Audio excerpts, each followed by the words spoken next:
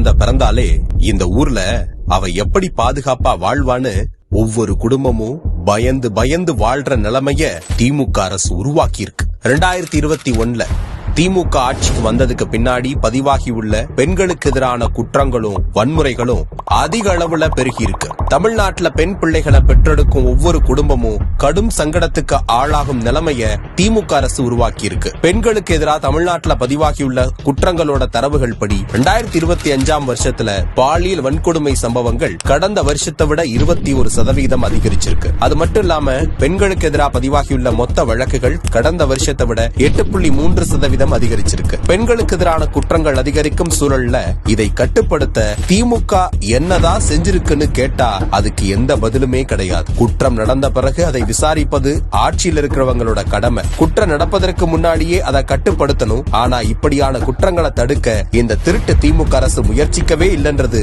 தெளிவா புரிஞ்சுக்க முடியுது. நாட்டையே அதிர வச்ச நிர்பயா வழக்கு போலதான் இப்போ கோயம்புத்தூர்ல நண்பரோட பேசிக்கிட்டு இருந்த 19 வயசு மாணவிய கடத்திக்கிட்டு போய் 3 பேர் பாலியல் வன்கொடுமை செஞ்சு சித்திரவதை பண்ணிருக்காங்க. இன்றைய காலகட்டத்துல செய்தித்தாளை எடுத்தாலே மாணவி பாலியல் வன்புணர்வு, சிறுமிக்கு அரசு பள்ளி ஆசிரியர் பாலியல் தொல்லை, 10 வயது சிறுமியை கடத்தி சென்று பாலியல் வன்கொடுமை, அண்ணா பல்கலைக்கழக மாணவிக்கு பாலியல் வன்கொடுமை, கர்ப்பமாக இருந்த பெண்ணை தாக்கிய போலீஸ், பெண் போலீஸ்க்கு உயரதிகாரி பாலியல் தொல்லைன்னு தமிழ்நாடு பெண்களுக்கு துளிகூட பாதுகாப்பு இல்லாத மாநிலமா மாற்றப்பட்டிருக்கு. சமத்துவத்தை கூடிய விரைவில் எட்டிடுவோம்னு அனைத்து சமூகமும் நம்பிக்கிட்டு இருக்கிற சூழல்ல ஒரு பொண்ணு தனியா இல்ல இன்னொருத்தர் கூட துணையா போனாலும் இந்த ரோட்ல பாதுகாப்பா நடக்க முடியாதுன்றத கோவை பாலியல் சம்பவம் உணர்த்தி இருக்கு. பெண்கள் சமமான நிலையில் தான் வாழணும்னு ஆசைப்பட்ட தந்தை பெரியாரோட கொள்கைகளை தூக்கி பிடிக்கிறோம்னு சொல்லிக்கிட்டு இருக்கோம் முதல்வர் ஸ்டாலின் அரசு. குறைந்தபட்ச பாலியல் கல்வியை கூட தன்னோட கட்சிக்காரர்களுக்கும் போலீஸுக்கும் கூட இதுவரை சொல்லி தரல. தமிழ்நாட்டுல பெண்களுக்கு எதிராக நடக்கிற குற்றங்கள் அதிகரிக்கிற இந்த நேரத்துல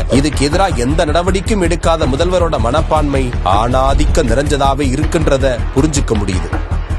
ஸ்டாலின் தான் வந்தாரு, தமிழ்நாட்டு பெண்களோட சுதந்திரத்தை அழிச்சாரு.